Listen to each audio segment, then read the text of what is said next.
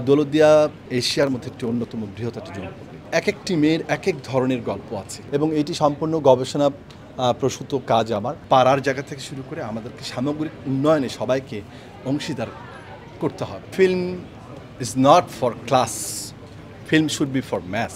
চলচ্চিত্র আসলে সবসময় গণমানুষের হওয়া উচিত। সাধারণত দেখা যায় ছাত্রছাত্রীদের আমি সবসময় বাইরের চলচ্চিত্রের রেফারেন্স দিই বা আমার নিজের কোনো কাজ দেয়, তখন আমার মনে হচ্ছে যে I should have do something, okay, আমারও কিছু করা দরকার। তো সেই জায়গা থেকেই আসলে চলচ্চিত্রটি করা। এখন দৌলতদিয়া এশিয়ার মধ্যে একটি অন্যতম বৃহৎ একটি জনপদ এবং তাদের সাথে আমি যখন ব্যক্তিগতভাবে এখন কথা বলেছি, অদ্ভুত এক একটি মেয়ের এক এক ধরনের গল্প আছে। তারা কিভাবে আসছে, তাদের জীবনটা কিভাবে যায়।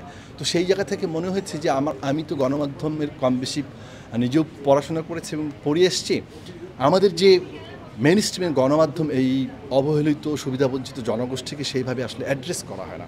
তখন আমার কিছু জিনিস মনে হয়েছে যে আমি একটা চেষ্টা করি দেখি যে একটা চলচ্চিত্র, যেই চলচ্চিত্রতে আসলে আমি কিছু প্রশ্ন দিতে চাই, মানে যেটা দর্শক ভাবুক, সাধারণ মানুষ যেন ভাবে যে এই একজন গার্মেন্টস কর্মী যেমন একজন শ্রমিক, হ্যাঁ, একজন যৌনকর্মীও তেমন একজন, তার নাগরিক অধিকার, সামাজিক অধিকার, বেঁচে থাকার অধিকার, সুন্দর জীবনের অধিকার কিন্তু কম বেশি থাকে। বাছাই করা আলু আর স্পাইসি সিজনিং এ প্রাণ পোটাটা চিপস নাকি বিস্কিট খেয়ে বোঝে নাও। এবং এই সমাজ কি আমরা তাদেরকে গ্রহণ করতে প্রস্তুত? কেউ যদি আসলে সেখান থেকে স্বাভাবিক জীবনে আসতে চায়, সেটি কিন্তু আসলে একটি ভাববার বিষয়। অ্যাজ ইট ইজ আমরা একদম বাস্তবের কাছাকাছি থাকার চেষ্টা করছি। তারা যেভাবে কাজ করে, যে বিছানায় কাজ করে, যে খদ্দেরদের সাথে যে বিছানায় শয় এবং তাদের যে ড্রেস আপ, শুধু তাই না, এখানে আমার যে শিশু শিল্পী আছে, একদম সেক্স ওয়ার্কারেরই শিশুকে নিয়ে কিন্তু করা হয়েছে। আমরা চেষ্টা করেছি বাস্তবতার কাছাকাছি থাকতে এবং বোঝার চেষ্টা করেছি সমাজ আসলে কতটুকু প্রস্তুত। আমরা রাষ্ট্র, স্টেক হোল্ডার্স আর রেডি, তারা যদি স্বাভাবিক জীবনে ফিরে আসতে চায়।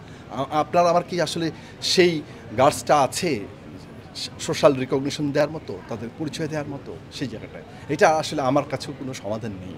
But what I am thinking this kind of thought provoking. আমাদের ভাবতে হবে চর অঞ্চল থেকে শুরু করে বা এরকম পাড়ার জায়গা থেকে শুরু করে আমাদেরকে সামগ্রিক উন্নয়নে সবাইকে অংশীদার করতে হবে, তাহলে এগিয়ে যাবে। এখানে কিন্তু কয়েকটা ফেজ আছে। এক, ছোট বাচ্চা চুরি হয়ে বিক্রি করে দেয়া, আমরা কম বেশিটা খুব কমন ঘটে, এটা আমি পেয়েছি। শুধু তাই না, সত্যিকার অর্থে আমি গবেষণায় পেয়েছি এরকম কেউ না কেউ সে গিয়েছিল কাজে এবং যখনই কোনো না কোনোভাবে জানতে পেরেছে যে এই মেয়েটা পাড়া থেকে আসছে, তার যে কাজের জায়গা, ওই কাজের জায়গা সে থাকতে পারে না, তাকে আলটিমেটলি ওখান থেকে বের করে দেওয়া হচ্ছে। মোটামুটি যদি ফেস্টিভ্যালগুলো শেষ হয়ে যায়, তাহলে আমার পরবর্তীতে ইচ্ছে আছে যে প্রেক্ষাগৃহে মুক্তি দেওয়ার।